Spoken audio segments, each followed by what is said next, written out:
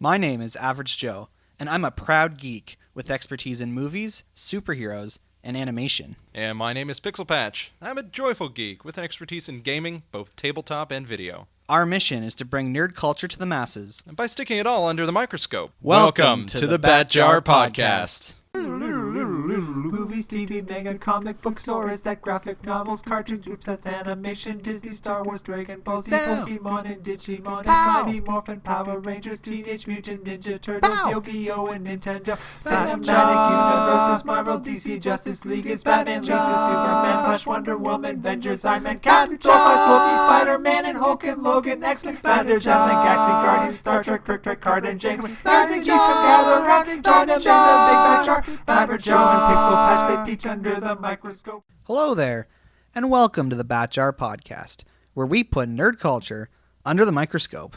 We kind of have to like squish it a little bit each time, but yeah, it fits. It's like when your table is a little bit crooked, you stick a piece of paper under it. That's kind of what we do with nerd culture. It's always stable. Pixel Patch, welcome to 2019. Oh my gosh, 2015. That is what I've dubbed it. This is a significant year for nerd culture because it's the year that Blade Runner is set in. Oh, whoa, okay. Which means that Los Angeles is going to get super high-tech and flying cars and all that pretty soon. Wow, and they would be the first place to get it, too. I mean, their economy can only handle so much before they have to become sci-fi. And in the continuity of the DC animated universe, this is the year Batman retires. Nice. I'm feeling old too, so I understand him. Those old bones. We're 1 year away from being in the 20s again. Oh man! And then we'll have 20/20 vision the whole year. Everyone will no longer need glasses for an entire year. Well, I wonder if the 2020s will be as roaring as the 1920s. More like roaring fires. Probably some post-apocalyptic stuff going on, but I think we'll get there. You're really a huge fan. Are you like hoping for a post-apocalyptic future? I think everyone is secretly, but no, I really don't. It's kind of terrifying, but it's such a great bit. It's terrible. Oh, gosh. Well, I hope everyone's doing well. Hope you're having a good start to the new year. Mm-hmm. We hope that everything's fine in your 2015. Yeah, we've been off for a few weeks, so, tell us, Pixel Patch, anything significant happened to you while we were on our Christmas break? Anything significant other, maybe? I actually... Ooh, I like it. That's a good one. I actually got engaged over a fantastic 2-week vacation over in beautiful British Columbia. Yeah, you did. Yeah, I did. I'm cheersing you even though you don't have a drink. Cheers. So the future Mrs. Pixel Patch is very happy and excited. So we're doing a lot of planning. And you are too, I would hope. I am over the moon. It's actually very difficult. I had to get an entire ship built in order to get there, but I got there. I'm over the moon. So no, actually, you know what? I'm over the moon. I don't want it anymore. As soon as I know the moon's going to be bright enough to see, I put on a blindfold, Bird Box style. Oh, I haven't seen that yet. Neither have I. Oh. I just wanted to get in on the joke. Oh, gosh. So did you get any nerdy or geeky things for Christmas? Oh, boy. oh, boy. I won a set of like D&D books. So I jumped in with... How's that a Christmas gift? Well, I ended up getting 6 more D&D books and some miniatures, and I now am pretty much ready to run a tabletop campaign. And the best thing ever, though, to top all that, my fiance made me a board game. What? So she did a print and play and like did all these like wooden cutouts and stuff of the Strong Bad Trogdor co-op board game, and we played it, and it's fantastic. So yeah. Wow. Well, how about you? You can see here in the studio our good friend of the podcast, Dr. What, gave me this beautiful framed image of a bunch of old Marvel comics, and they are amazing to look at. It is actually so nice. Yeah, should this podcast ever turn into a video podcast, we'll make sure it gets in the background somewhere. Yeah, that should just be our background image. Yeah. Just very official and stately looking. I like it. I also got Batman the Animated Series on Blu-ray. Whoa! Okay. What kind of Blu-ray player are you using? Are you using a console or an actual Blu-ray player? An actual Blu-ray player. Wow, all right. Yeah. So I made the mistake of posting on Facebook saying, "Hey, who wants my DVD sets of Batman the Animated Series?" And now like 5 people want it. So oh wow. Okay. I don't know what to do. Hold a raffle or a fight to the death. Okay. Probably the raffle. Yeah, the raffle. Yeah, sounds like raffle's a a good better option. choice. It's a safer, more Christmassy choice. Yes. So hopefully everyone did enjoy their Christmas break, and hopefully they got to enjoy New Year's, and we're out into 2019. It's interesting because for nerd culture, 2018 had a crazy end because we had 3 or 4 major movies come out like right at the end of the year. Yep. And so for really the first month of 2019, we're basically playing catch up Yeah. on stuff that came out right at Christmas. And it's weird to think about because the previous couple years, Everything came out in like January and February.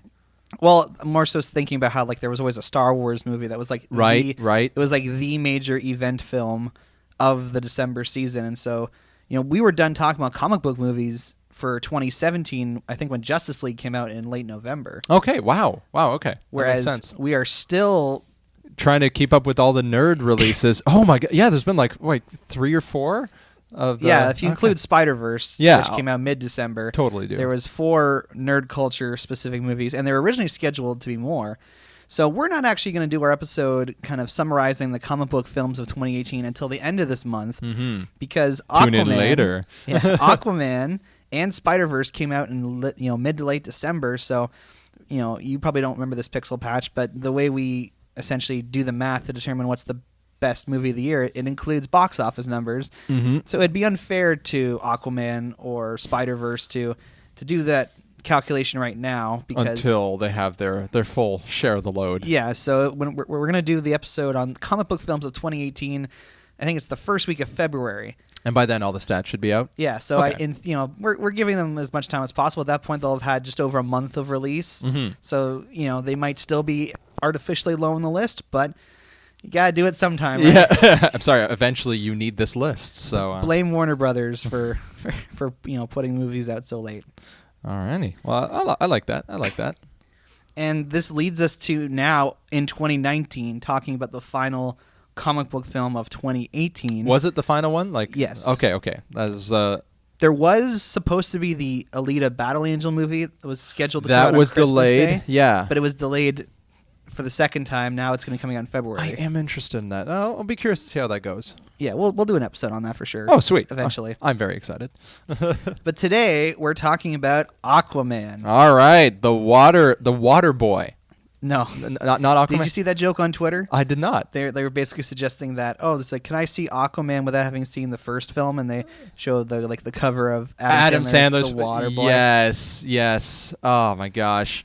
Well, I just wanted to try and find some different things for I'm thinking of other words for water.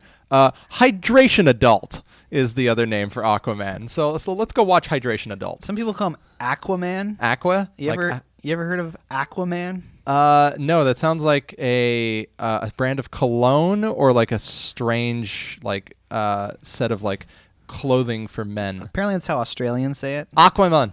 I'll rise up lights. Aquaman. Acumen. I have the acumen to say aqua. I can't even say Aquaman without putting my own accent on it. So as always, when we do an episode for the first time about a character, we get into a little of their history and how we first encountered them before actually talking about the movie itself. Okay. So you might not know this, Pixel, but Aquaman first debuted in the comics in 1941.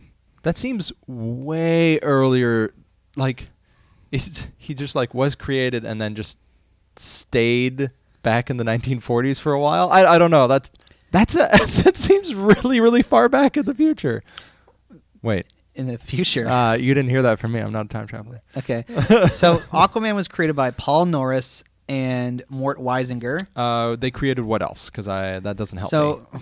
So Mort Weisinger is more famous, I guess, in DC Comics as an editor. Okay. Because he was the editor of the Superman comic books during the 1950s when they introduced Supergirl, Super Dog, Super Horse, Super Monkey. Jeez. Okay. All the different types of kryptonite, the Bizarro world, a lot of the goofy Silver Age elements of Superman were... Hey, gold kryptonite is still a cool thing. So yeah, that's what I mostly know about Mort Weisinger. And Paul Norris, I don't actually know much about him. I think this was really his only super claim to fame. Okay, so now what you've told me is the guy who introduced and allowed in edits the weird stuff in Superman is to blame for Aquaman. That's how I'm taking this. Yes. Okay, that explains a lot of Aquaman. Yeah, he first appeared in Sorry, Aqua fans. More Fun Comics. Okay. So there was a series called More Fun Comics. Okay. Because I guess Fun Comics was already a thing. So it's like, these are the more fun comics. Put your money in this and you will laugh twice as much. And this was issue 73. So this book had been going on for at least a few years at this point. Okay.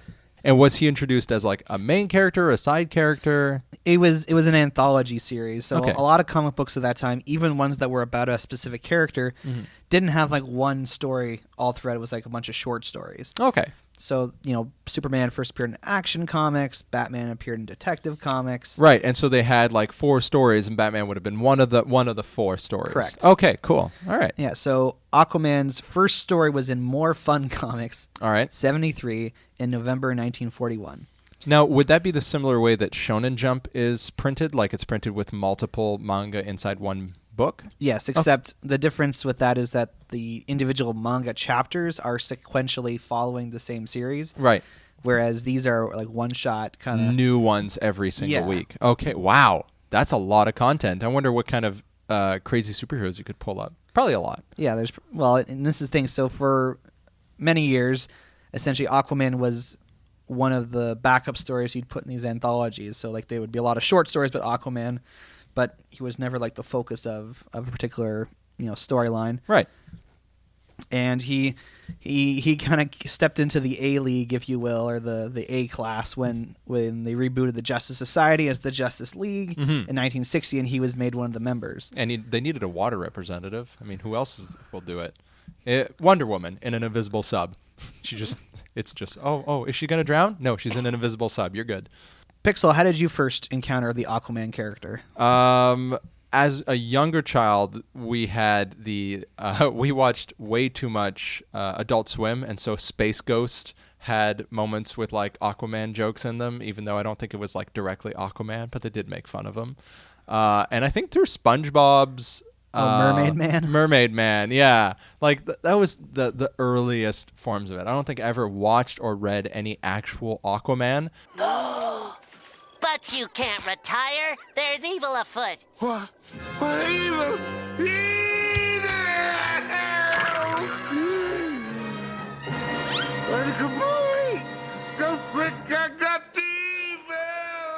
I only learnt about him through the scorn of others, and a lot of memes of him getting caught in those soda can plastic rings.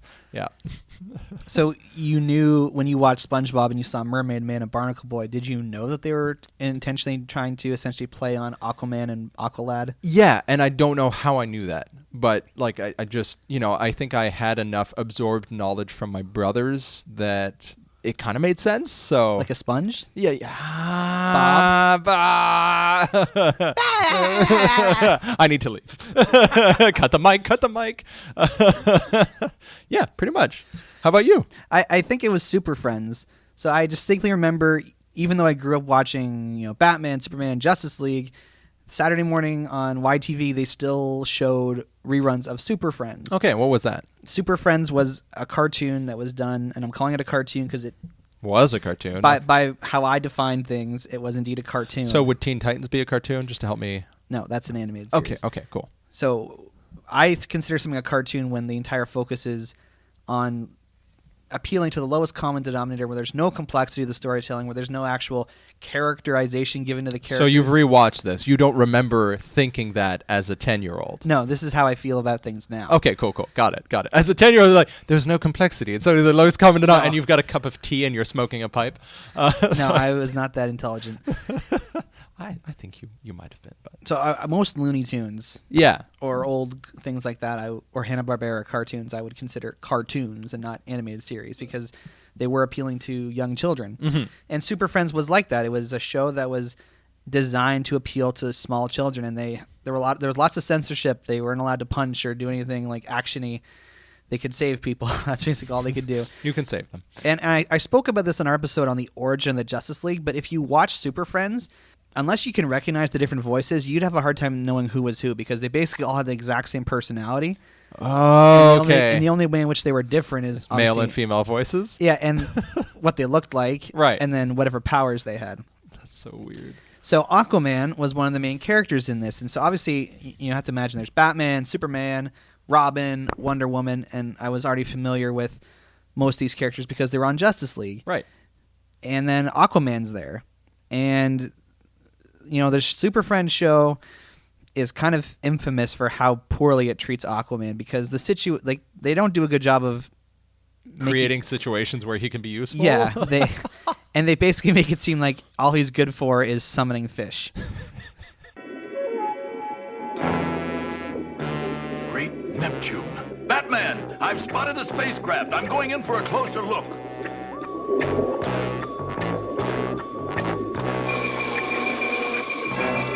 Batman, green beam, getting dizzy. Aquaman, come in. Holy static, Batman. Aquaman doesn't answer. Hold on, Robin. We're going down after it. And because it was a show where you weren't allowed to, have people fighting, really, he can't show off super strength or super speed. So literally all he relied on was his ability to summon fish. This is great. No wonder. This explains so much. Yeah, so a lot of people who are fans of Aquaman dislike Super Friends greatly because they really did a disservice in how that character was treated, and that kind of for many decades in the comics, Aquaman was really either not featured heavily or used as a punchline. Right. That makes a lot of sense. Now, at first I was like, well, what does it matter whether or not he's a superhero who's taken seriously? And then I was like, right, because then less content is made about him, and if you're a fan, you want more content. I didn't realize that until now. Sorry, Aqua fans. And, in the 1990s, they did make an effort to make the Aquaman comics more serious. They updated his look. They got rid of his kind of orangish, goldish shirt. They gave him a hook for a hand. They gave him a beard and long hair, and they really emphasized, the storytelling of the 90s really emphasized, the politics of being the king of Atlantis. So, they had so this would be where the different, not worlds, but the different societies of the underwater land kind of came into it? Yeah. Okay. But despite the efforts that were made in the comics to make him more serious, and even when he was introduced in Justice League, he gets the hook hand. It just didn't hook people? Oh. Well, they actively chose to put Hawkgirl in the main cast of the Justice League animated series instead of Aquaman so they could have more representation of female heroes. Yeah. And Aquaman was kind of a recurring character in that show, but he's again, he's got the long hair, beard, he's shirtless anytime you see him, and he certainly does come off as a big tough guy, but he wasn't used very much. Right. This led to things even though they were trying to make him a better, more serious character, you still had things like Robot Chicken. Just mocking him to no end, and Family Guy and all these shows. I've never been a giant Aquaman fan because I think I kind of bought into the negative hype too much. Right. Oh yeah, Aquaman sucks, and here are the reasons why.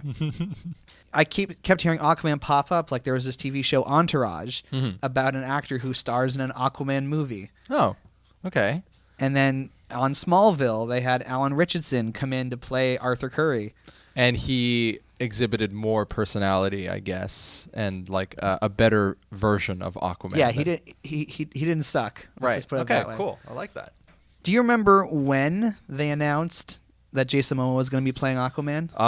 Okay, let me think back. Okay, so we had the Batman versus Superman thing.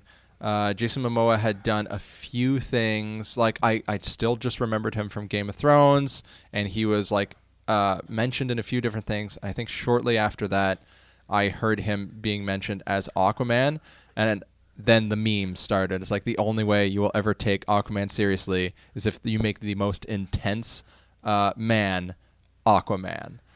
They did a good job. Well, it's funny because Jason Momoa's breakout role was on Stargate Atlantis. Interesting. So it's kind of funny. It's let's cast the guy who was he as intense and muscled in Stargate Atlantis, or the episodes I've seen he wasn't in, so I can't comment. All right, that's fair. But from what I recall from our conversations with Tiny Tim and Ben the Movie Buff, they did enjoy his character on that show. Okay, cool. So he does have he was the Atlantis version of Teal'c. He was the big tough guy in Stargate SG-1. Okay, got it. But no, in October 2014, they announced that Jason Momoa was going to be playing Aquaman in Batman vs. Superman: Dawn of Justice.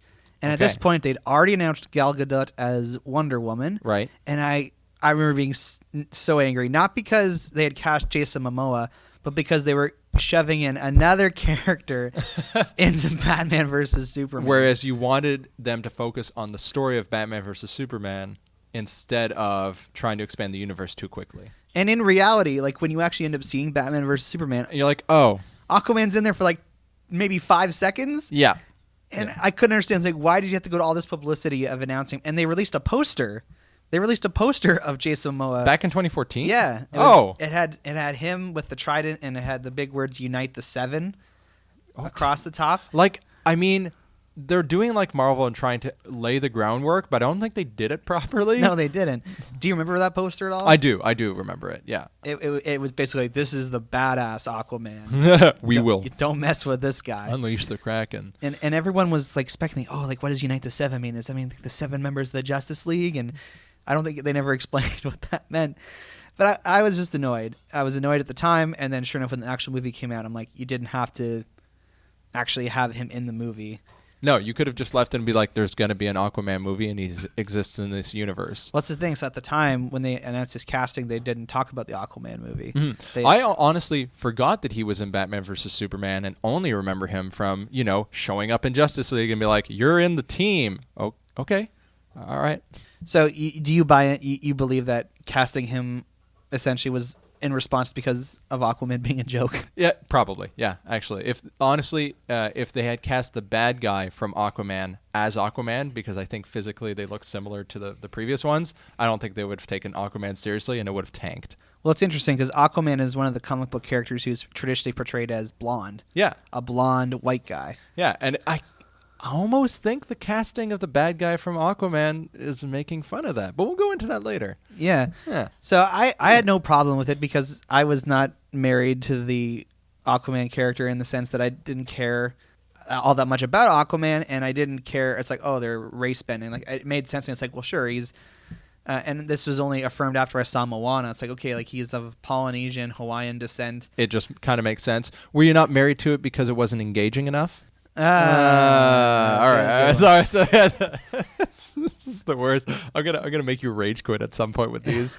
Oh gosh. But yeah, no, like it makes so much sense in terms of like when you're building like modern day novels, the history of a character's name explains a lot of where they come from and why they would have why they would do the things that they would do. Now, the father in the story doesn't really match that as much as I thought it would, but if they had gone more with the Hawaiian Philippines idea with his father as well, it would have married it in a little bit better. But like, still really interesting choice, and it's such a good choice. And apparently, Momoa actually has a degree in marine biology. Really? Yeah.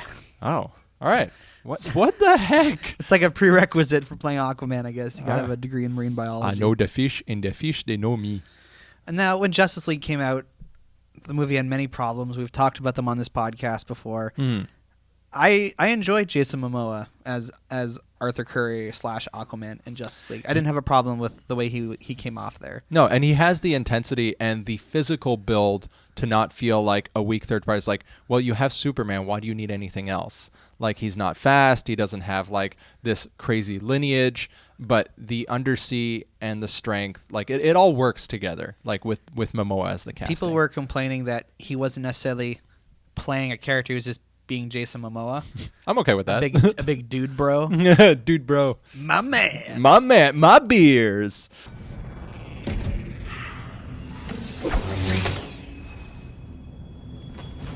I think that was beautiful. You say a word about this, we'll meet every piranha I know. I honestly didn't hear anything after "We're all gonna die." Oh gosh, yeah. Oh, the drinking in the movie was fantastic. Okay, sorry, I'm getting ahead of myself here. I am excited for several parts of this movie. So, walking away from Justice League, were you excited about seeing an Aquaman movie? I was more excited than I was than I would be about a Cyborg movie. Let's put it that way. Cyborg, I would have no interest in seeing a Cyborg movie. I would be interested in seeing a Flash movie, the Wonder Woman movie, maybe another Batman movie, I'm not sure, probably. And so like Aquaman falls along the same hype level as a Flash movie for me, which is pretty good. Yeah, and then by the time Justice League had come out, they'd announced that James Wan was going to be directing the Aquaman movie. What has he directed before? I'm terrible with directors. So he started out in the horror world. He's responsible for like the Conjuring movies. That explains a lot of the Aquaman movie. Okay. And he directed Furious 7, which I really enjoyed. Right, so he's got like the intensity and the action sequence knowledge to marry both. Correct. Okay, that makes sense. Wow, man, that explains so many parts of the movie. Once again, that I will get into later. So, unfortunately, this is the first DC Universe movie coming out after Justice League, and it basically came out a whole year and a bit after the fact. And when we talked about Solo, we emphasized the fact that part of that movie's negative reaction was because it was coming off the heels of The Last Jedi, which was very divisive. Right. Divisive? Divisive? Is that the word? Divisive? I don't know. Divisive? I don't know. I'm not going to bother with it. I just don't know. Okay. Well, whatever. It split people apart. Call in, folks, about whether or not we should be split on divisive or divisive. Yeah, there were people weren't happy. Right. Yeah. And I felt like Aquaman had this kind of uphill battle to climb because Justice League was such a low. Yeah, I agree with that. They're like, well, DC can't make movies, and Aquaman had to stand up against that kind of, bias. It really had to work against that bias. So, what do you think the critics had to say about Aquaman? Oh gosh, I can't think it'll be good. I'm gonna say the critics were at like a 40% or like a 50% split. But that's my pessimistic thing. I hope they gave it at least a 65 or a 70. Okay, so it got 64%. Whoa! All right, there you go. By Rotten Tomato standards, it's considered fresh. Okay. So there's actually a picture of a tomato there. Oh, good. So not a poor, sad, leaky tomato. Correct. Okay, good. I'm happy with that. And the audience gave it 80%. Wow. Okay, that makes sense. That makes a lot of sense. And on the cinema score system, where they exit poll people the day of seeing the movie. Hey, sir, come back. Sir, we need to know things. And they tackle people to the ground and force them to answer surveys. I like that. Yeah, it got an A-. That's really good. Wow. Okay, I'm happy about that. So that doesn't surprise me because this is really a movie that it knows what it is and it's trying to be a crowd pleaser. Mm-hmm. So it makes sense to me that audiences would enjoy it more than the quote-unquote critics. Now, of course, they would have been shooting and writing before Justice League tanked or after? I want to say it was... Both during and after? Yeah, because I remember that when part of the issue that they were filming part of Aquaman in Sydney, Australia, and part of what ended up making Justice League more expensive to make was because they had to fly him from Sydney to London to do reshoots for Justice League. Jeez. Okay, yeah. All right. Makes sense. So yeah, like the vision for this movie was already kind of established before Justice League had come out. Mm-hmm. Thank goodness. Yeah. Because that was the issue Justice League had, is that it was, they'd already started the creative process prior to Batman versus Superman coming out, and then they were trying to make a bunch of changes really quick. Putting down the railroad as the train is coming. Yeah. It's a bit stressful. You can miss a couple bolts. And among the DC extended universe, like this franchise of shared DC movies, right? This is the highest rated critic-wise and audience-wise outside of Wonder Woman. I was about to say, I was expecting Wonder Woman to be rated higher. Like Wonder Woman felt like Captain America. Like it was a pretty good start. It had 93%. Wow. Okay. And then an 88% from audiences. Oh, all right. But all the other DC movies are much more divisive. Mm-hmm. Let's just say, like, there's a huge gap between audiences and critics. Mm-hmm. But nonetheless, so Aquaman has done pretty good with the critics, considering. I don't know how I buy into this, but there's this one YouTuber I watch, and she believes that there's like this bias against DC in the media. There is. I mean, I agree with that. But she's suggesting that to the point that people will intentionally, like movie critics will intentionally give DC movies a bad or a less positive review than a Marvel film just because it's a DC film. No, I agree with that. Like, really? Are people that hateful? I think so. Yeah. Like, it's just this like. It's not, there's 30 grams of sugar in it instead of the 60 grams of Marvel sugar, and everyone's like, no, I want my 60 grams of sugar, and everyone's just being horrible about it, trying to find words that are not terrible. Right. Finding non-terrible words is a good time. All right. So yeah. No, like I honestly agree with that. There is a lot of bias against DC, and even I have the bias. Like they make good animated features, and they're not as good at movie making, and I think that colors the thoughts going into it. But yeah, no, I don't think critics are very nice to DC. Fair enough. Yeah. All right. Yeah. I don't know what to say. I don't know what to say. Cry. I'll wipe the tears away. Box office wise, Aquaman was obviously coming out at a very kind of crowded time. Yeah. There was a lot of stuff going on at the same. Like what you got, like Mary Poppins. You had Spider-Verse. You had Grinch. Bumblebee.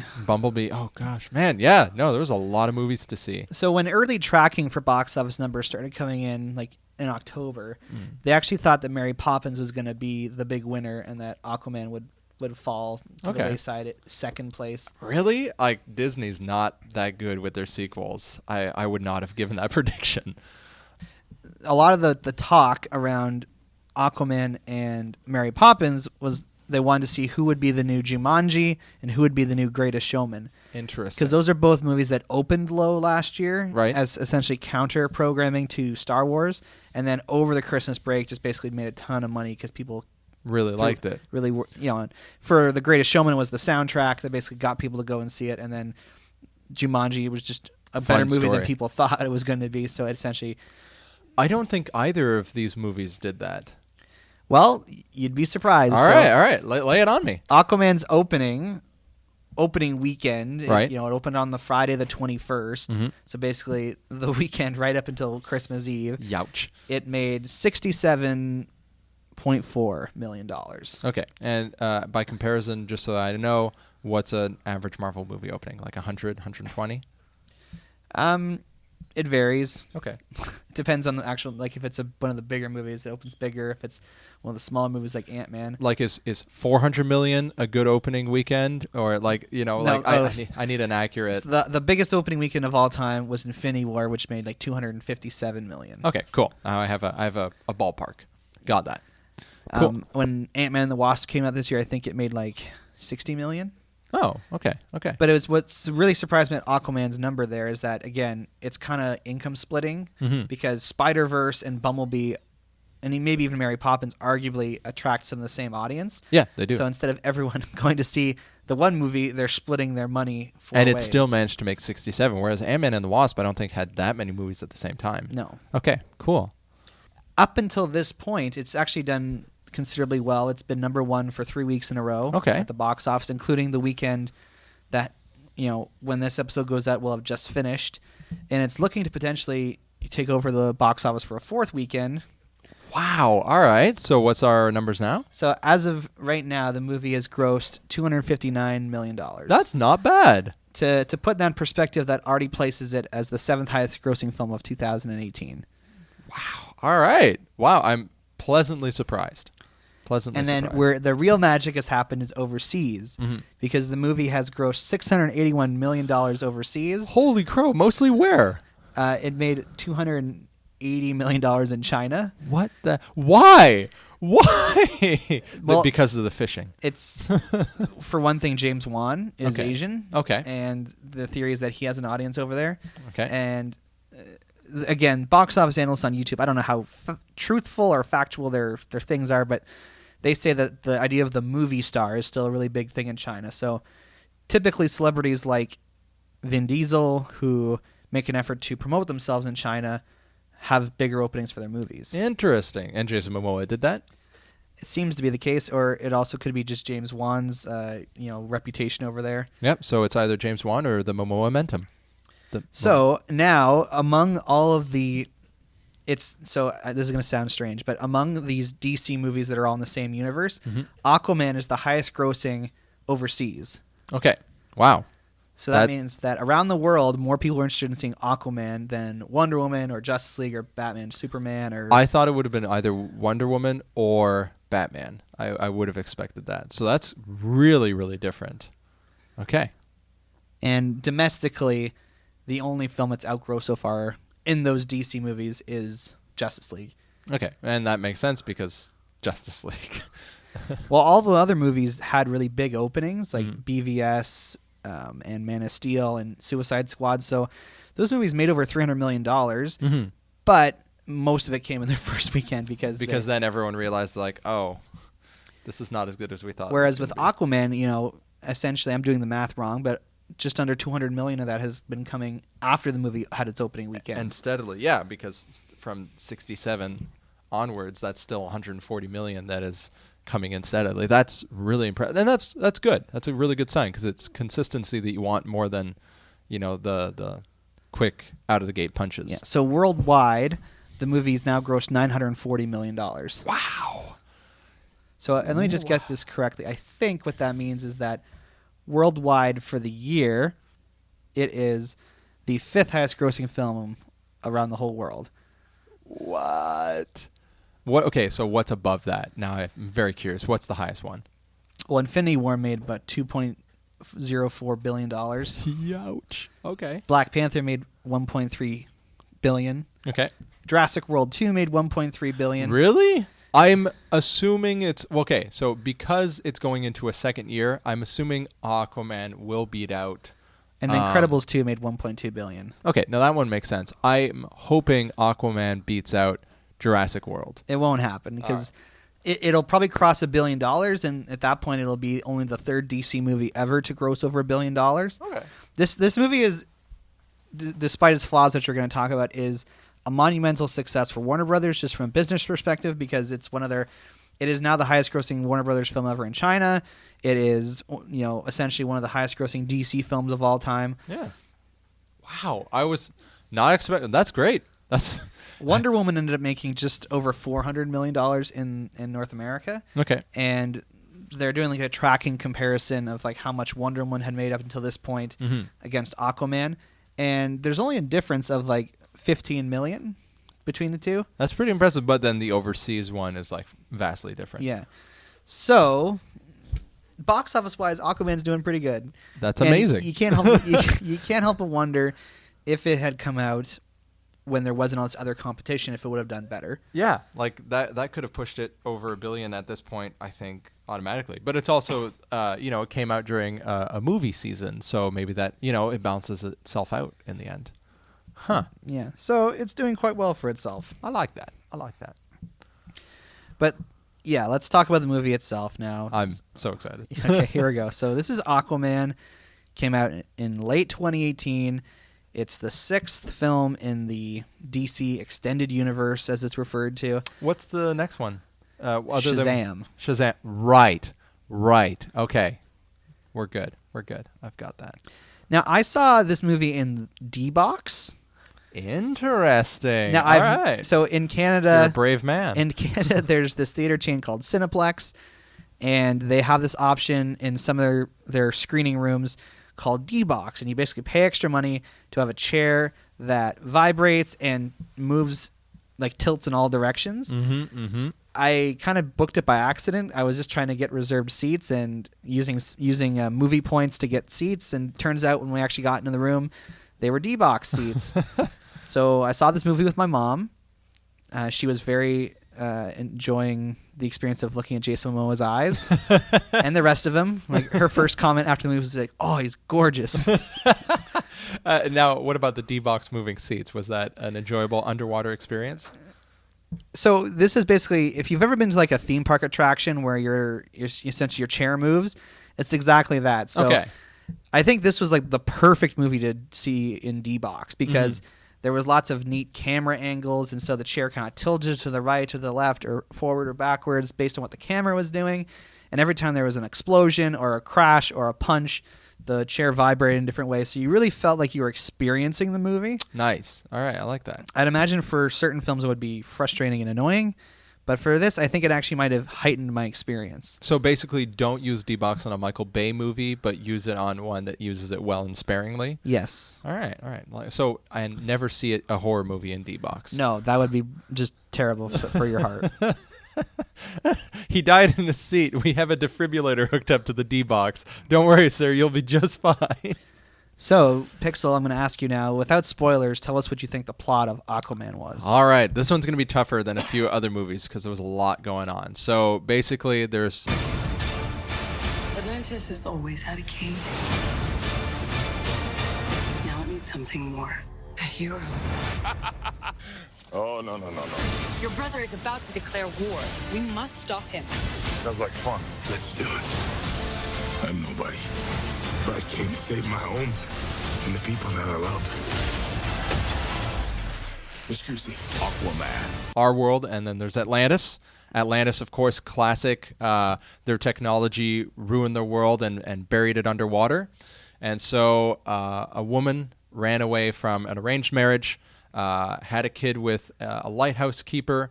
She was then taken back and married, and they punished her. Later on, he grew up knowing about Atlantis and being trained in Atlantean ways, but not wanting anything to do with it because of the punishment they put his mother through. And then he gets called to reclaim kingship to stop a war that the next heir down to the throne is trying to start with the land. So it's just, him reclaiming kingship, fighting against the enemies that he makes along the way to try and hopefully save both worlds. Should the escape room thing not work out, you should get a job like summarizing movies. Ah, sweet. Yes. For like the DVD covers or whatever, because you do a great job of it. All right. I am going to put that in my resume and link to this podcast. Now, having never been a huge fan of Aquaman, I haven't had much exposure to his like solo stories. Right. But a friend gave me basically all of the collected editions of Aquaman that he had from the library. Did you watch that before going into the movie? I did. Okay. And I kind of regret it now because, once again, the book is better than the movie. When DC did a relaunch of their comics in 2011, they called it the New 52 because they had 52 books that they were putting out. Okay. Were each of the books different heroes? Yes. Okay. So cool. One was Aquaman, and it was like critically acclaimed. Like people immediately loved it. It was like hailed as like one of the best comic books of the time. Nice. Which, of course, was great for Aquaman street cred because he's a character that doesn't get enough love. So I read these stories knowing that they were famous and popular and whatever. Mm-hmm. And sure enough, a lot of it is the story that's kind of laid out in the film here.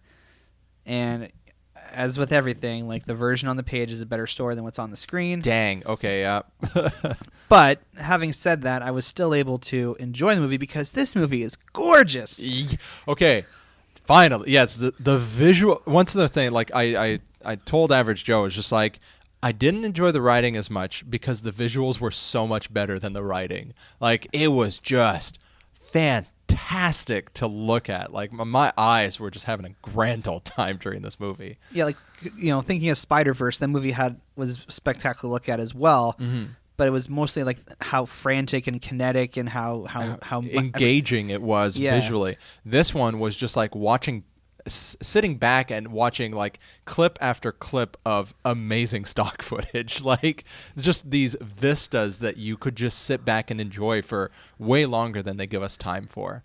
Yeah, and even the actual physical locations they go to, like Italy and the desert, all that stuff looked beautiful as well. Yeah, the Italian, when they were in the desert, there's a great moment that just feels like an Indiana Jones movie. When they're in Italy, just the history of the buildings, it just is just vibrant. Like, they do a really good job with each of the locations. Yeah, and I would say like 95% of the visual effects, whether it's creatures or environments or costumes, looked really great. The only thing I noticed that was like there was some de-aging that didn't look very convincing. Oh, okay. Yeah, I think I know what you're talking about. There was one moment though where it was hands down some of the best visuals I had seen in a movie. They're diving down and they're being followed by these enemies, and they just have this one torch in Aquaman's hand, and it's glowing red, and the entire ocean for a split second gets lit up with a lightning bolt, and there's just hundreds of things following Aquaman. And I sat there and I was just like, this is like a kinetic moving movie poster. That's how evocative it feels. I never have a movie poster moment in a film. This was it. And I'm not sure if it's because I was in the D box or not, but I really noticed the camera work in this movie. Like, I really sensed that there was actually a director behind this who like had a vision for action. Like, from the first action scene, the way the camera pans from like one movement to the next, and like the follow through, on attacks is like, it doesn't just have a guy in the middle punching stuff around them. You are like swirling with weapons and following through with shots. Like, it's really impressive. Yeah, like for all the narrative issues we'll probably talk about in spoilers, this was a very enjoyable experience for me. There was only one moment where the animation jarred a little bit for me, and it was literally one moment out of hundreds that were really enjoyable. A trident gets thrown at a television screen, and there's a split-second kind of pause between it hitting the TV and the TV flying back against the wall. So I knew exactly where the TV was, where the tether cable was, and where the explosives were when they actually made that shot and put in the CGI trident. Oh. It was that was it. Like, that was the only moment where I'm like, oh, I know exactly how they made that shot. And I was like, that's disappointing. But then the rest of the movie was fine. So I compare this film to the Green Lantern movie, and before people start getting worried, I'm going to throw the bad jar at you. Average Joe, how dare you? one of the things, so this is how I'm comparing it, is that in the Green Lantern live action movie with Ryan Reynolds, they try to throw a whole lot of lore and history and world building at you. Yeah, okay. And unless you're already familiar with the Green Lantern story, it's a lot to take in. It is a lot to take in, and it just becomes complicated and confusing. Like at one point, they're introducing the different societies of the Aquaverse, and they're like, and these people were better, and these people devolved, and these people did this, and they're like, whoa, what people? Why? What's happened? And then they just drop it, and they keep going. There is a really just like, here's information. Blah. Yeah, and so there is a lot of world building done in this movie, and that's probably, for me, like one of the narrative flaws is that they just tried to do too much, try to introduce too many elements, and you're trying to you're trying to remember it all as you're going through it, and maybe they're trying to like help us replicate the experience Aquaman's going through, like learning about all this stuff for the first time. Yeah, but it certainly felt like a lot to me. Mm-hmm. Also, before I saw the movie, someone said, "Oh, it's really cheesy." Like Manta is a bit cheesy. The writing and the acting is really cheesy, and I was like, "Well, I love cheesy." So, and when I watched it, there were a couple moments with like the dialogue and just the way certain scenes were playing. I was like, "Oh yeah, like this is the cheese. this is the gorgonzola right here. This probably could have been done differently or arguably better, but this is what we got." And I can't say anything specifically without talking about spoilers. So we'll save that for later. Yep. Chris Stuckman, are you familiar with him? No clue at all. He's a YouTube movie reviewer, is fairly popular. Okay. He compared it to like a shonen anime or like Dragon Ball Z. They had those punches so powerful they make stuff move moments, and they had a lot of them. So yeah. He's like, there's a lot of dudes yelling and being just like charging and declaring their attacks. And Yep. And I'm like, that's probably why I enjoyed it, because I enjoy that kind of thing. And the reason why I bring it up here is because he made a point of saying, if you can't enjoy that kind of content, like if you're not one to enjoy a shonen battle anime, right, then you'll probably think that this is dumb. Right, but if you do enjoy it, you'll probably be like, this is the stuff I grew up on. Like, yeah, give me more. And you spoke about this earlier. They changed the look of Orm, who is played in this film by Patrick Wilson. Yep. Who in the comics is typically portrayed as having dark hair. Mm-hmm. They essentially, because Jason Mamoa is Aquaman, they basically gave the comic book appearance of Aquaman to Orm. Yep. To create that contrast. Okay, for some reason, Patrick Wilson always gets cast as a bad guy, and I can never take him seriously. He was a good guy in Watchmen. Was he? So I haven't seen Watchmen. Oh. There we go. Like, he seems like he's more sure of what he's doing than he should be. And he has this intensity that he tries to bring to his acting that just falls flat. Like, I'm just like, Patrick, I'm so sorry. Do you want a sucker? Do you want a sucker? Really? Like, I can't. He's not frightening. Like, this is Thanos as compared to the Kree warlord from Guardians of the Galaxy. Like, that's what I think of between Patrick Wilson and Jason Momoa. Like, I just want to give him a sucker and sit him down and pat him on the head. Interesting. And you know what? Like, his character suffers from there being too much story. Yeah, there's like 3 storylines going on at once. And he's like, he doesn't get enough attention. Mm-hmm. And that's where he give him his lollipop and say, "Sorry, Patrick Wilson." Yeah, sorry, Patrick Wilson. Like, immediately from the time this movie was announced to the trailers coming out, it drew comparisons to both Marvel's Thor and Black Panther. Okay. Marvel, Black Panther, I can see. Thor? Why? Think about it. It's about band of misfits. It's about a guy and his brother. They both want to be king of a place. It's a society that essentially exists outside of the normal Earth world. You can see personality similarities between Thor and this version of Aquaman. Yeah, okay, that makes a lot of sense. But like, even when the role they play in the team dynamic is kind of like I'm a big strong guy. Big strong guy. I'm my man. My man. My underwater man. My Aquaman. Yeah, no, I can see that. The comparison just seems a little bit too, like, it seems a bit too weak for me. But yeah, no, and you got like the female aiding him in like this fight, and she used to be something else, but she's really tough. Okay, yeah, I see it, but yeah, you're talking more about well, no, like I'm thinking like the Valkyrie from Thor. Oh, like, okay. yeah. All right, I see it.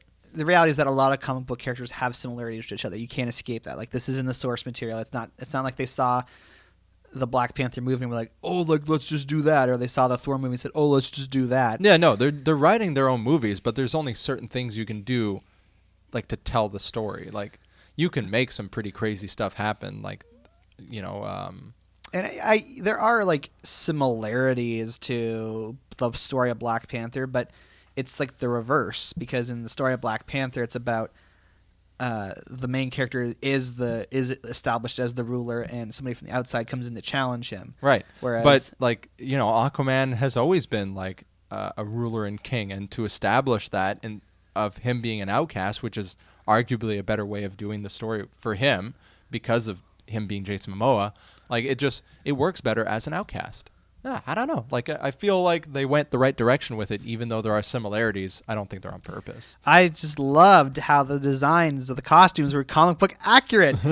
It's like, I wish I could show this movie to people 15 years ago who were making X-Men movies. Say, see, you can do this. You're allowed to have the characters look like they do in the comic books, and they can translate the screen and look great. Except Hawkeye. Hawkeye's not allowed to look like he does in the comic books. Oh, I think they can make it work somehow. Oh gosh, no. But yeah, no, like the armor, the weapons, especially the weapons, like they do such a good job with the freaking weapons. Like, it just really good quality materials that they used. Lots of look on detail. Like, they pulled the Lord of the Rings with the prop making, except for like the female skin suit. It just did not work out. But it just, they had some really good armor and weapons. The way that the Patrick Wilson's mask moved and changed a little bit. I was expecting it to be a static plastic mask, and they actually put some little motion in there, so it was nice. I like that. Yeah, and so this might sound strange, but although it's not the best narrative, I think this is now my favorite of these DC movies, because it's just so epic, and everything looks so good, and the fights are so good, and it's easy to get behind the main characters. So I can't believe I'm saying this, but this is probably my favorite of these live-action DC movies. Nice. All right. I think Wonder Woman takes that one for me, but Wonder Woman falls short because I can't take Ares seriously. Because he's Professor Lupin? Yeah. No, because he's this whiny kid from Dragonheart, and I watched that growing up, and he was just the worst. But no, like, Aquaman does a really good job. Willem Dafoe is funny in Willem Dafoe is hilarious in what I feel is like a Japanese teacher's skin suit.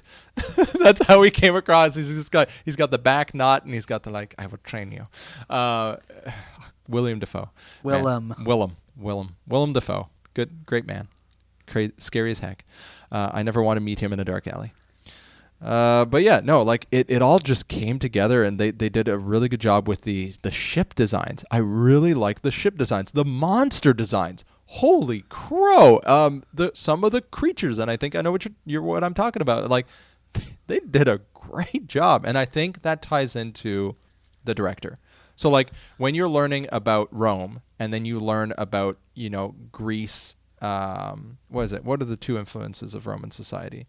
You're asking the wrong guy. All right. They had like Greek and one other thing, and the history majors out there are going to murder me. But when you find out what the inspiration of Rome was, it just makes so much sense. And now that I know who the director is for Aquaman, it just makes so much sense. Like, that flavor is perfect for that movie because it's supposed to be intense. How do you make something intense?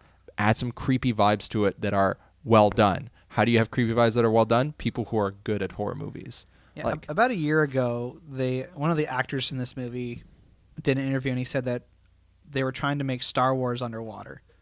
Oh, okay, interesting. Yeah, I can see that. They did a better job though. Yeah, because we saw Star Wars underwater in episode 1. And it squeezed me. It just wasn't that good. All right, so let's get into spoilers now. All right, let's spoil it. Let's rev up our engines and just throw smoke out that spoiler. Oh. Sorry, I was trying to go for the car thing. It took too long to get there. It's because my car broke down. So reading the comics that this story is based on, I was surprised to find out that Volko stays loyal because which one? that's teacher? Willem Dafoe. Okay, all right. Because in the comic book that this is based on, he betrays Aquaman. I was expecting him to betray him. Is that weird? Like, I wasn't. Well, I was expecting because that's what's in the comic. Okay, see, I was expecting without knowing that. Like, I mean, it was a nice surprise to see that. Yeah, he is still essentially loyal to the crown or to the rightful king. But yeah, it was like, oh, they're subverting my expectations. Mm-hmm. Like, I expected him either to be caught earlier or to turn on Aquaman by the end. So neither of those things happened. Do you think the whole kind of struggle of Atlanta, who is his mother, is betrayed by the fact that she ends up surviving? Yes and no. Like, I expected her to survive. I think it would have been maybe a better story had she died, but I'm kind of happy that she's alive and they can work through this together. Like, they can work with the sons. But so much of Arthur's disinterest in coming back to Atlantis because of this wrong that they've done to his mother. Right. Yeah, no, exactly. And so, like, what is it? Is he all like honky-dory now? Or, maybe despite the fact that she's alive, the fact that they cast her out and she had to suffer through these things for 20 years is enough to keep some of that fire there. It reminds me of the only problem I have with The Lion King, because essentially it deals with him having to come back to Pride Rock, him being Simba, and accepting responsibility for his actions. Right. And so what if Mufasa had never died? No, more so it's like, what if he actually was responsible for Mufasa's death? Oh, interesting. Because he went back there assuming that he was responsible, and that he was willing to take responsibility for his actions. Right. And then it turns out that he wasn't actually responsible. He was innocent. Right. So there's like that point of character growth, him actually willing to face his tribe or his pride again after admitting that he had done something wrong when he was actually innocent the whole time. It's the same thing that could have happened with Arthur. He could have had to reestablish his relationship with Atlantis, dealing with the fact that they did this to his mother and that his mother was dead because of them. But now, since his mother's alive, he doesn't have to deal with that fact anymore. Exactly. There's nothing like, oh, all good, guys. Yes. Like, yeah. The only person I hate is my brother. And it kind of gives a happy ending to his dad. Mm-hmm, And I actually, I know this sounds mean, but it's like, there was like a beautiful tragedy to him, like going out to the dock every day and waiting for her. And yeah, like I do like that. And then maybe one day he goes to, like, he could have ended the movie with him going to the dock and be like, she has a message for you, but she can't make it. Like, that would have been heart-wrenching and beautiful at the same time. Also, sorry, going back to one more visual thing, this is the first time I thought seahorses were epic. They have some really well-designed seahorses. No, yeah, like they could have pushed it a little bit more. I'm glad she's alive. They could have done more with her being dead, but there's so much killing off a female character to push a male character to do something in movies that I think this is a better way to do it. Sure, I understand. Fridging is bad. Yeah. Fringe. No, fridging. Fridging. Oh. You've heard of fridging before? Is it based on the fact that Mr. Freeze only does things because of his frozen wife? No. Interesting thought, though. No, the term putting women in the refrigerator goes back to a Green Lantern comic book from the 1990s. Okay. And in that story, the Green Lantern's girlfriend is murdered and chopped into a bunch of pieces and then turned into a bunch of ice cubes by the villain. What? And the villain puts the corpse essentially as ice cubes in the Green Lantern's refrigerator, and he discovers that his girlfriend has been killed when he goes home and opens up his fridge. What the crap? And this girlfriend character was basically introduced so that she could be killed off and then serve as motivation for the male character. So the term putting women in the refrigerator was coined after that event because it was the most stark example of a female character only existing to further the motivations of another male that character. Is the worst. Yeah. Okay. Wow. And whereas nowadays you have like the Gwen Stacy of the Spider-Verse, who may or may not be an interest to Miles, but was a great character. Yes. Interesting. All right, cool. So, sorry, back on track. So, that's all good. I saw an interesting commentary about this movie. They were basically saying that because Jason Momoa is half Caucasian and half Hawaiian himself, right, is that he is essentially a mixed race individual. And so it shows you Tamara Morrison, who is full on Filipino, I think, and Nicole Kidman, who is Australian. Yeah. Essentially, Jason Momoa could physically be like the offspring of those two people. Right. And a huge narrative kind of complaint I had with the movie when I was watching is like they keep saying, "Oh, like you have to be the king because you were born, you're the firstborn of the queen," and he's like, Arthur makes a point of saying, "I'm not qualified. I don't know anything about Atlantis." Like, but you have to do it because you are the one true king, and yada yada. And I'm like, he's making a good point. He's not qualified to rule. He literally knows nothing about it. Like it's like someone who, like by birthright you're good. You were raised in Canada, but we're gonna have you run all of Africa now. What? No, I was raised in Canada. I'm gonna try and get you to do solar power, even though it's a bad idea. Like it's all this stuff that he really should know about Atlantis in order to run it. Yeah, but the commentary I saw was interesting because it basically suggests that because Jason Momoa is mixed race, and that's basically what they're talking about. It's like only you can lead us because he is representative of both worlds. He's representative of the surface world. Oh no! And he's representative of. What do you mean? Oh no! This is an interesting idea. Yeah, no. But I think I know. Okay, keep going. Sorry. So because he's mixed race and that he represents both the surface world and the underwater world, is that he's the one who is most fit to rule because he essentially can bring he literally through his genetics brings the two worlds together. Right. However, had his brother been competent and not evil, he would have been a better pick because he would have been more knowledgeable and better set for it. Like if we were just concerned about Atlantis, but the general sense I got from Mera's character and from Volko's characters that they were seeking a world wherein there was a stronger relationship between Atlantis and the surface world. Yeah, that makes sense. And so in other words, someone who's never left the ocean, like Orm, would not be a good fit for that role. And that's the kind of thing it's very like it's not this movie's not very subtle. No, but I was thankful that's one thing that wasn't like shoved over our heads in terms of he's of mixed race descent, therefore he represents this is the good two stuff. cultures. Yeah, no, that makes a lot of sense. Yeah, no, then they did it very tastefully. I will agree with that. And we talked about there being too much story in this movie, and I think Black Manta, it just felt like an extra story that just shouldn't be there. Now, I was happy to see him. I was happy to see him looking like he does in the comic books. Yep. I liked the scene with the submarine. I like all the tech that was put into that. Like, it was some really cool stuff, but he should have come back in the next movie. Like, it should have been another thing. Yeah, it definitely, like, in terms of this movie just running too long and then too much going on. All the screen time that Black Manta had could have been used to develop Ocean Master as a better villain. Yeah. Like it just. Yeah. No. I have no. But I liked him in it. Like that's my thing is like I enjoyed all those scenes. It's like, There's some fun fights, but like they could have been fights of sending Atlanteans after him, even though they would have been less iconic Atlanteans trying to take him down. And I liked the scene with Black Manta's dad and Arthur basically being like, "You killed innocent people. I'm going to let you to die." And then that. That was really cool. Like, and it just felt a bit cheesy at that point because it's like you literally keep on shooting bullets inside a submarine. You are an idiot. Like it wasn't a well done crap. I've trapped myself. It's a well, you're shooting. It's like the equivalent of shooting a rocket launcher at 10 feet from you. Like, oh no, there's rubble on me because I shot a rocket launcher at a wall that was 10 feet away. Who could have predicted this would have occurred? Like, had they been more clever, like maybe there's an electric wire that was cut during a fight sequence or something. I just, if it was less obvious, I would have been a little bit happier with it. But rocket launcher to wall. Like, oh no, the rubble is falling. Who could have known?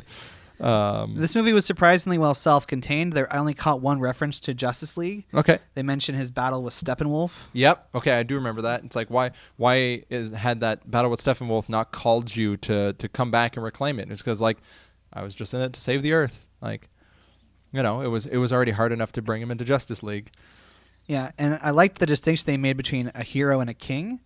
They said a king fights for his own people, for his nation, but Yeah. a hero fights for everyone. Which is what he needed to do because he's mixed race. That's what they needed from him, is for him to go for the greater good, not for the good of his people, which is kind of strange because Atlanteans are already having a hard enough time. So maybe being the good for all people wouldn't be good for Atlanteans, but in this case it would be. Yeah, and this movie kind of has an environmental message about the oceans because Orm's whole motivation is rooted in the fact that we're polluting everything, and so they toss our garbage back at us. But I found they didn't keep harping on it for the entire movie. No, and like when it does come up, Aquaman doesn't have a response. He's like, "Well, yeah, but like we're not all bad." Yeah, no, we aren't. So I have to ask, is Ocean Master justified in his actions? Like, which one? The Paul? That's Patrick Wilson's Patrick character. Wilson character. Yes and no. Like, I can totally understand where he's coming from. He thinks that to save them, they need to start this fight, and I can understand him sitting and watching Atlantis, crumble. But I could have understood his reasoning and his call to do that 1,000 years ago. Like, I don't know why no one had this call kind of 1,000 years ago when humans were, growing the top world. But now, like, the environmental doesn't seem to be pushing enough. It almost would make more sense, like the aqua people who were more fish-like. It would have made more sense for them to have contacted us 15 years ago and helped us out. Yeah, like, we had advanced tech, but when the nukes came out, yeah, it's tough. That's tough. Like, I can see where he's coming from. I don't think the motivation's strong enough. How about you? I feel like for the amount of time it was in the movie, it wasn't hitting us over the head with it. Yeah. But there's no good response given to it. Like, there's no good explanation as to why we pollute. It's just like, yeah, it happens. Yeah, it happens. Like, it's like, well, no, maybe, like, Jason Mamoa could be like, well, if you join us, we can work with them to finally deal with this. Yeah, and it always comes back to the problem of, like, fictional universes trying to address real world problems. Like, yeah, with the resources Atlantis has and with they Superman, could fix that easily. But who wants to see that in a movie? Because then it just basically like makes our real world situation even more depressing. Yeah. Heck, fix it in the fantasy world. Maybe that'll call someone to actually fix it in our world. But it involves people with super advanced technology and superpowers. To like, how are we supposed to replicate that here? Elon Musk. At one point, you see an octopus playing the drums in this movie. Oh, right. Okay, That's actually an Easter egg from the comics. Apparently, Aquaman has a friend named Togo. Who's a drum-playing octopus? Yeah. Oh, my gosh. Now, okay, did Aquaman teach him how to play drums using his fish talk? All right, that's my question. So now. Good time to bring in the fish talk. So in the comic books, in most versions I've seen it, I understand that all Atlanteans have the power to communicate with sea life. That's what I was thinking. I was like, why does Jason Momoa suddenly have these abilities? I was kind of confused why he had those abilities. But it was neat because it helped emphasize, like, some kind of merit, I guess, attached to being the Wonder King is that he exclusively has this ability to control sea creatures. And he can talk to the Kraken. I mean, it's not quite the Kraken. It's a D&D Terrask mixed with a Kraken, but I'll leave it. Who was played by Julie Andrews. No way. So she didn't show up in Mary Poppins Returns, but she showed up in Aquaman. Oh my gosh. Are you serious? I'm serious. Oh, Mary Poppins, y'all slap. Hits Aquaman in the face. I will return. If you don't let me in Mary Poppins, I will return more powerful than ever before as the Kraken. All right. I really wish they hadn't shown the scene of him coming out of the waterfall in his costume in the trailers because it would have been so much more. I mean, it was still epic in the movie, but it was so good. Where'd he get the armor? I think it's implied that when he gets all blasted with the energy by the not Kraken, it forms armor. Yeah. Okay, all right, and the scales and stuff, like, that makes sense. Like, that suit moment would have been so epic if it wasn't in the trailer. Yeah, I agree with that. Because I was kind of like, oh, and now as soon as they entered that cave and there's the waterfall, I'm like, oh, it's like, all right, that's where he's gonna come out with the trident. No, I like the fact that there was a joke online about, well, Aquaman might be weak, but he can control the Kraken, and there's just him riding the Kraken going like, yeehaw! And they actually used that in the movie, but it was a really cool creature. And they had sharks with laser beams on their heads. On their freaking heads. Dr. Evil would have been so happy. Like, no, they just hit all the good. They did such a good job on the design of this movie. Like, I'm blown away. Like, nothing felt, other than a few items here and there, nothing felt cheesy. Everything felt like frightening and intense and epic, and I think that's tied to the director. Yeah, a lot of the scenes with like him as a kid or as a teenager, those felt like the acting, the dialogue felt very cheesy. Yeah, you're like, okay, yeah, he's teaching you a move. This is a what's it? A Chekov's gun moment. Like, it's gonna come back later. Do you know the Chekhov's gun? No. So in Russian plays, if something is brought in, or if a prop is brought in, you know it will eventually be used. So if a character walks in with a baseball bat in Act 1 and leans it against the wall, he's going to use it to kill someone or hit a home run in Act 3. That's a Chekhov's gun. So I've been on the watch for that for a lot of movies. So as soon as actually I almost thought his mother's trident was going to be the super trident because it was shown in Act 1 and it was left with him. Same thing with the, no capes. No capes is a Chekhov's gun. It gets introduced in Act 1 of the movie, so obviously someone's going to get their cape snagged in Act 3. So yeah, the Chekhov's gun, it's a really fun thing to watch for in movies. Like if we recently saw, last one, I swear, Mission Impossible, there's a helicopter and it falls down and suddenly the camera pans to this like metal hook. I was like, what? Oh my gosh, it's a Chekhov's gun. Sure enough, the metal hook hooks onto the mountain, keeping the helicopter from crashing at the last split second and saves them all. I was like, yep, there it is. Well done. Yeah. Good job. So that's yeah.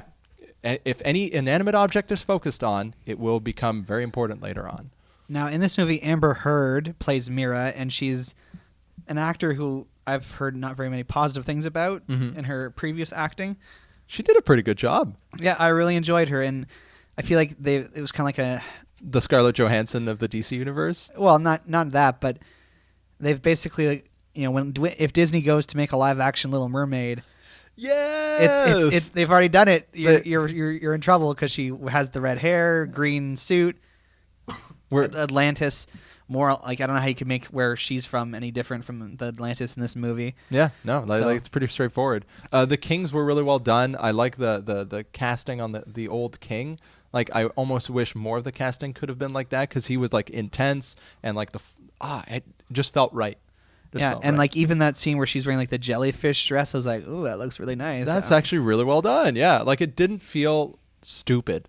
Like all the clothing designs were actually really neat. Yeah, and I really enjoyed the chemistry with her and Aquaman. It's like, come on, let's go. We've got to deal with this. Like, no, I don't want to do this. And he's like, show off. I could have just peed on it. Like, no, it's a good moment. Yeah, and like he eats the roses because she eats them, and I was like, oh, it's so cute. Yeah, no, they're a really fun fit. At one point, she kisses him. He's like, oh, okay. Like this female YouTuber talking about the movie, she said that the kiss between them was like one of the best kisses she's ever seen in any movie, and I was like, oh, okay, that makes sense. Yeah, I'll take your wisdom on that, there, lady. Yeah, no, it was a really fun chemistry between the two, and her abilities paired really well. Like she actually was able to do things. The wine spears was amazing. I was just like, yep, that looks awesome. So in most versions of DC stuff, a lot of Atlanteans can do the hydrokinesis, but in this movie it seemed like she was the only one who could do it. Yeah, they took all the Atlantean powers and focused on these two characters to make them more special, which I don't really agree with. I think hydrokinesis fights would be amazing. Well, it works really well in Young Justice. Oh, interesting. I'll have to watch that now. You haven't seen Young... Oh, no, man. Dude, I haven't seen anything. Okay. Also, the fight with the crab people was really cool. Like the sea floor siege. Say that 10 times fast. Super neat. Yeah, and you talked about the scene with the trench a lot. Yeah, okay, so let's go. The trench. What are the people called again? The trench. Okay, it felt like a leveled up version of the Moria Orcs scene with just amazing cinematography. Like, you just have this swirl of 10,000 creatures, which I know in terms of processing power is insanely hard to do. It felt like a murmur of crows mixed with, the scene from Moria where the goblins are like spiraling down from the pillars, and it just felt intense, and I was like, they're gonna die. And yeah, no, just visual feast. Yeah, in terms of for me, it's another case of just too much story, because the first like 4 or 5 issues of the Aquaman comic that relaunched the series, the Trench were the enemy of that. Like they were the main villain, and in this they were basically relegated to one scene. Yeah, and then it's like, all right, they're going to become a part of his army later. Like they felt about as useful as the undead army in Lord of the Rings. Wow, there's a lot of comparisons to Lord of the Rings in my mind. I can see it. There's kings and kings and stuff. Like basically like the ghosts fighting for Minas Tirith was the Trench in this case. Right. Yeah. I don't know what you're talking about, but I understand. Okay. Cool. Basically, they get control of an undead. I remember that part of it. Yeah. That's when he jumps out of the boat and he's like, "I'm the king now." Shoom. Big green wave. Cool. So there's only really one like post-credit scene in the movie. Remind me. I know I sat through it. So Black Manta wakes up and he's with the scientist. Yes. Okay. So Dr. Stephen Shin. How did he have his job? Like, it seems he raves every other week because the other anchors were just like, oh my gosh, not this again. Well, he's a scientist, so he was on as like a special guest. He's also a character But it seems like they knew that he did this. He's also a character who plays a big role in the Aquaman comics that this movie's adapting. So it'll be interesting to see where they go forward. Again, they could have easily had the scene with him and Black Manta just there at the end and not have all the stuff with Black Manta in the middle. Yeah. But it is what it is. Yeah, they really could have just put that in and kind of set it up. But it felt like the ending of one of the Hulk movies where like the Hulk serum's dripping on his head. Like I was like, oh, that could be a thing later, and nothing really happens with it. So I think overall, like, really enjoyable. Okay, so let's bring it around to final thoughts. Okay. So I never would have thought this was the world I live in. The one where I would say, oh, there's a bunch of movies based on DC Comics characters, and the one I enjoyed the most was about Aquaman. We live in a very strange world. Yeah, and I'm shocked to even say that. Pick your directors well, guys. Like, find what your movie is supposed to feel like, and pick a director that gives you that feel. And unfortunately, it's just a case of the other films were so divisive. Like, I enjoyed.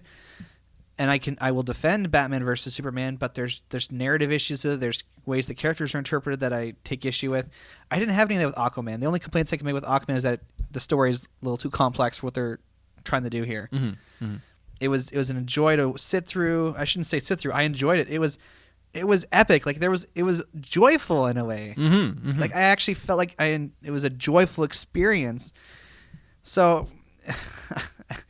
It's so I can't believe I'm saying this. Aquaman's one of my favorite DC movies. I can't believe I'm saying that.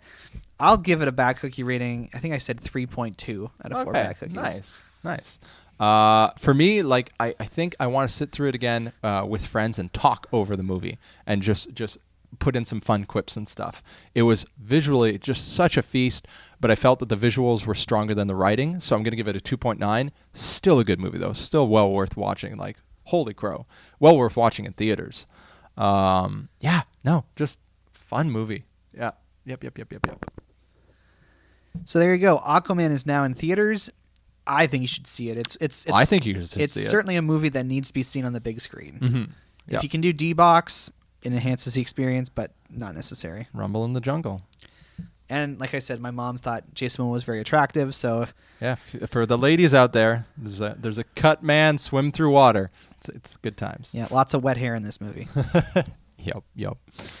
All right, so this is normally when we would look at our mail, but we don't have any this week. All right, well, okay, get some people to send in messages for next week. Yeah, so Pixel, why don't you remind everyone how to get a hold of us? All right, so let's take a quick look here, and I'll guide you into the wonderful world of contact. So if you want to contact the show with a question or an idea for an episode, hey, well, we always need ideas. Ideas are great.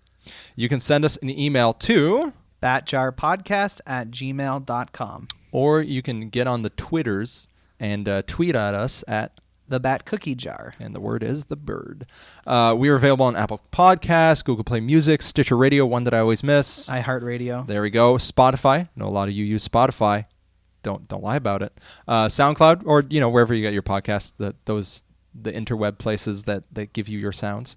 Share a post on Facebook. That's actually a huge way to get people listening is be like, hey, there's these two nerds that talk about stuff, and they I'm have a geek. Yeah, all right, that's fair. I'm actually definitely a geek. There's these two geeks that talk about stuff, and they have some jokes that are funny, and they have some jokes that are not, and you should sit there for both of those things. So yeah, just share them on Facebook. We appreciate that, and get people to like our page because we want everyone to join us inside the bat jar. The bat jar. Underwater. Underwater. We washed it out. The bat jar now smells nicer, and it has a fresh pine scent. Yeah, it's because I got a Sensei pot for Christmas that I turned on. Ah, I was wondering about that. All right, sweet. There we go, yeah. So, yes, we will not be going into the bat jar this week, or for several weeks, in fact, because we're still playing catch-up on the nerd cultures of this past month. There was a lot. Slow down on the nerd culture, guys. My culture meter can only handle so much. Yeah, so next week we're going to be talking about Bumblebee. Nice. The Transformers prequel spin-off that has 93% of Rotten Tomatoes right now. What? I know. Okay. I would have expected that from the Mark Wahlberg one, but I guess I'll have to expect it from this one. Yeah, so to give you guys context, like the Transformers movies have done terrible with critics in general. The highest rating that any Transformers movie has ever gotten was the first one, and it got 56% from critics. Oh my gosh. Okay. So this Bumblebee movie has gotten a lot of positive buzz. I gotta say, props to them for continuing and trying. Wow. The 10th time's the charm. I just saw it last night. I'm not going to say anything about it. But I'm just going to save it for next week. But, okay, give me a little bit. Like, did you enjoy it? Yes. Okay, thank you. You can't just leave me hanging like that. All right, fine. Okay, I'll say a little something. All right. In the same way that I can't believe that Aquaman's one of my favorite DC movies, I can't believe I live in a world where the best Transformers movie is a prequel spin-off about Bumblebee. And we'll talk more about that next week. But until that time, I'm Average Joe. I'm Pixel Patch. Catch on the flip side. One pixel at a time.